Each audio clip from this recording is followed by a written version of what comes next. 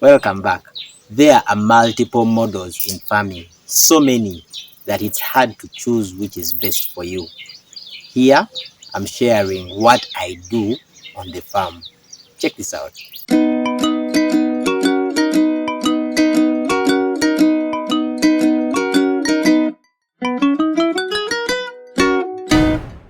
We are in the information age, but like you know, a lot of information sometimes causes sufficient confusion. This might be the case in farming. There are many farming models used all over the world. Different communities and different farmers use different methods for different reasons. We have the old age traditional farming, and then the widespread open field factory farming, minimal tillage, no-till cultivation, intercropping, mixed cropping, interval growing, crop rotation, agroforestry, permaculture, organic cultivation, conservative farming, very many. In my country, the one that has been widely popularized recently and that I will use today to integrate a couple of principles from the others is the 4-acre model.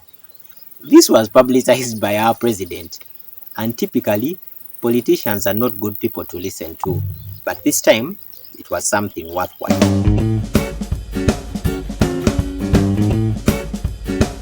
In the 4-acre model, the principle is you divide your land, which could be 4 acres but might be less, into 4 areas.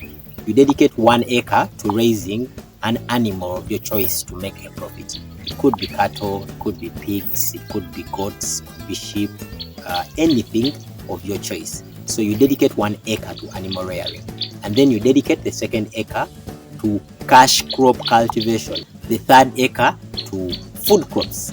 Now, traditionally, we are subsistence farmers in my country, so many people grow crops for home consumption. 1/4 of your land is dedicated to that. So you grow bananas, you grow beans, you grow maize, whatever you eat at home, you grow it on that 1 acre. So all your subsistence farming crop is restricted to that 1 single acre. And finally, the primary reason why I use this model and why I love it is because of what you do on the 4th acre.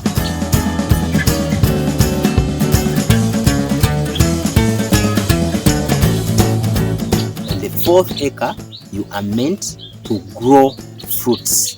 It is listed in the model as fruits, but this can be enlarged to include other trees. So the 4th acre is dedicated to tree planting.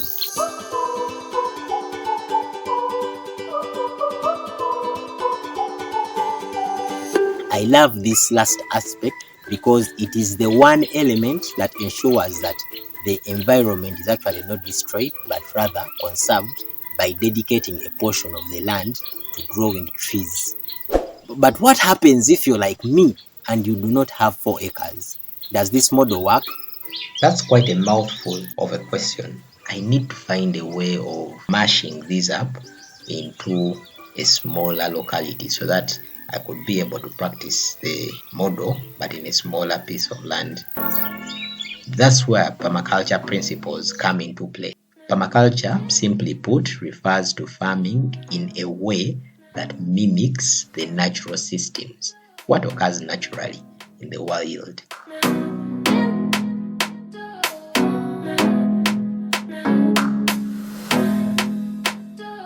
There are 12 permaculture principles, but right now I'm really not able to do all of them.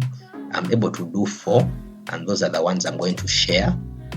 So starting with the first one, observe and interact, and then integrate rather than segregate. This means that instead of having the 4 activities of the 4-acre model on separate chunks of land, you could perhaps merge them sustainably. This sounds too good to be true, but it's exactly what I want to hear because I don't have the land. So looking at my hilly and stony land and comparing that to see which crop I could grow on it and grow trees as well, there are 2 plants that come to mind: coffee and vanilla. But you know what I would choose? Of course, coffee. because coffee has a stronger and wider root network, so it will hold the soil into one place and prevent it from being washed away, so it will prevent soil erosion. However, the spacing of trees in coffee is quite big, and therefore the number of trees that I will plant in the coffee garden is actually less than what is recommended for the 4-acre model.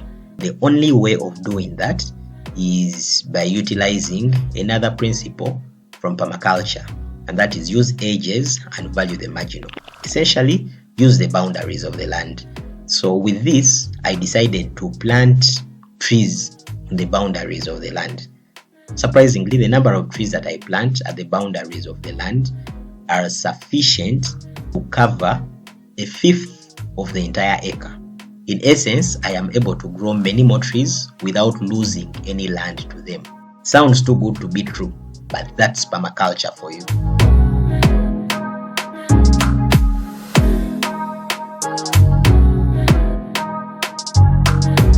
For now, we have coffee and rearing a couple of things on the land and growing some crops for food, as well as a couple of trees.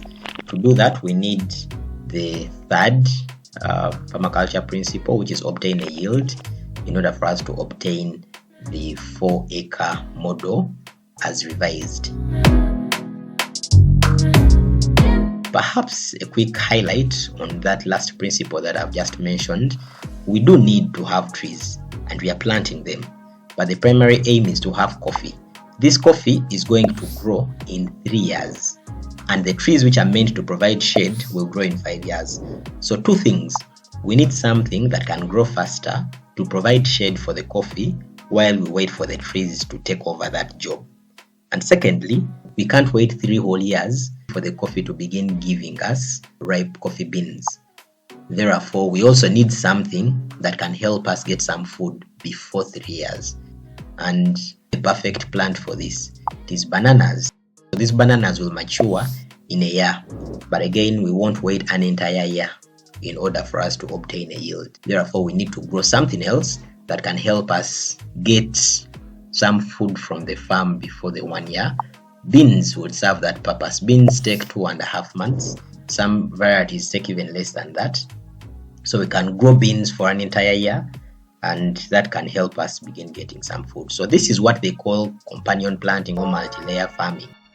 And what happens is you have beans providing food immediately in the very first season, and then after 1 year, you have bananas taking over that responsibility, and 3 years later, you have the coffee doing that. By the time the coffee is flowering, you're no longer planting beans within the farm. So beans will have stopped at this point. We'll just maintain the bananas and the trees.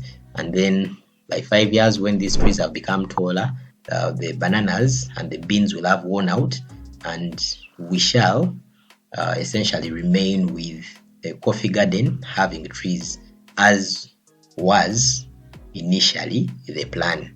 We only added the others to ensure that we obtain the yield.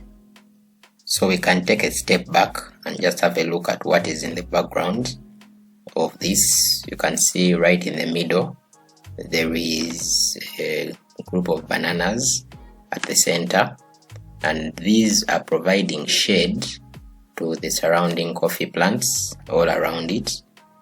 Then below there, you can see beans which are growing as the first layer so that we can harvest something, but at the same time the banana leaves that have been cut from these bananas are providing mulch to the surrounding coffee.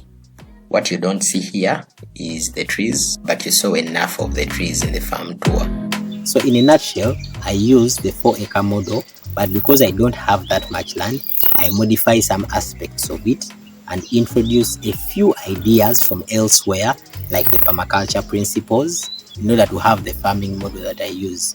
What is the most exciting aspect that you find in this model? Are there other models that you think are more interesting? Please comment in the comment section. Thank you guys.